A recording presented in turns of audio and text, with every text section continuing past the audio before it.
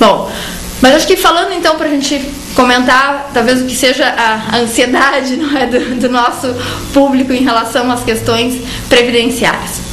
Então a gente tem que fazer a seguinte distinção. Aqueles servidores que estão vinculados ao chamado regime geral de previdência social, que é o regime do INSS, e aqueles trabalhadores que estão vinculados a um regime próprio de previdência social. O que aqui no município de Pelotas, dos servidores municipais, que é predominantemente aqui o público que nos assiste, estão, alguns não é em função do regime de contratação, vinculados ao regime próprio de previdência dos servidores públicos municipais. E as regras para a concessão dos benefícios previdenciários destes trabalhadores são diferentes. Há regras específicas em relação a cada um deles. Então, só para a gente, acho que é importante de repente tentar exemplificar assim, e trazer a seguinte referência, de que, por exemplo, os servidores, ou melhor, os trabalhadores sob o regime seletista, então os chamados contratados, o que eles têm hoje por requisito na previsão do regime geral de previdência para que se aposentem por tempo de trabalho, que se dizia antigamente, que hoje se chama de tempo de contribuição? Os homens, o tempo de 35 anos de contribuição, e as mulheres, o tempo de 30 anos de contribuição. Para a aposentadoria por idade, quanto tempo eles precisam contribuir para isso? Os homens com que idade eles têm a possibilidade de pleitear a aposentadoria? Os homens aos 65 anos de idade e as mulheres aos 60 anos de idade. Agora, esse requisito da aposentadoria por idade não significa que basta alcançar a idade. Eles têm que ter, junto a isto, um tempo mínimo de contribuição, exatamente por aquilo que nós já comentamos, que a Previdência Social é um seguro, depende depende desse elemento, não é, em conjunto. O pagamento é o alcance do requisito, que é a idade. Tá? Bom, já os servidores públicos, então, e aí sim, servidores públicos vinculados ao regime próprio de previdência, eles têm alguns requisitos a mais para efeitos e para que seja permitida essa aposentadoria deles.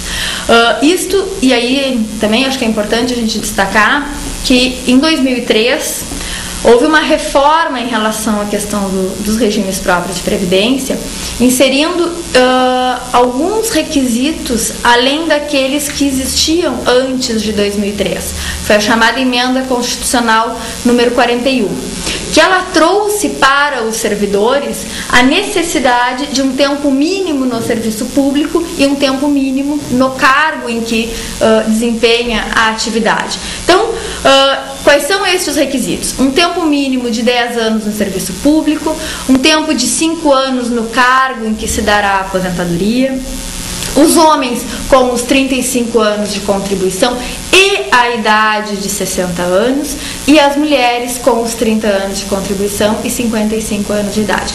São requisitos cumulativos. O que significa isso? Para que venha a ser concedida a aposentadoria por tempo de contribuição, esses requisitos deverão estar todos presentes. Bom, aqui cabe ainda uma outra referência que talvez seja da grande maioria das pessoas que hoje querem saber da aposentadoria. Aqueles que já eram servidores públicos do município de Pelotas antes de 2003 e que, então, ao tempo desta reforma em 2003, já exerciam as suas atividades junto ao município. Em relação a esses, eles precisam cumprir estes requisitos ou não? Bom, nós temos aí a própria emenda constitucional, ela trouxe uma regra de transição, que de certa forma, ela, em tese, ela atenua estes requisitos para a aposentadoria por tempo de contribuição.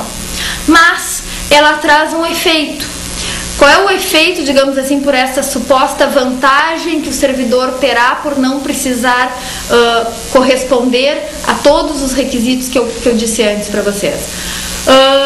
Uma perda no valor da aposentadoria que vai ser paga, não é? Então, ainda ainda que ele possa ter a possibilidade de não atender esses novos requisitos, não é? Ele sofre com essa perda no cálculo do benefício previdenciário. E tem ainda a possibilidade da aposentadoria por idade, assim como tem lá os trabalhadores vinculados ao INSS, ao chamado regime geral, que é a aposentadoria de 65 anos os homens e 60 anos as mulheres. Talvez alguém pense assim, bom, mas eu posso me aposentar com 60 anos, as mulheres, sem ter os 30 anos de contribuição, para que eu vou escolher a primeira opção, me aposento apenas por idade? Bem, o raciocínio, em princípio, em uma análise apressada, ele é adequado. Mas, lamentavelmente, não é tão simples, porque a forma de cálculo dos benefícios, ela traz um ônus. Então, aquilo que aparentemente é uma facilidade que nós teríamos para a aposentadoria, ela se torna em um ônus, na medida em que a forma de cálculo do benefício vai ter alguns efeitos prejudiciais, digamos assim, no bolso, não é, do servidor que escolhe essa modalidade da aposentadoria por idade.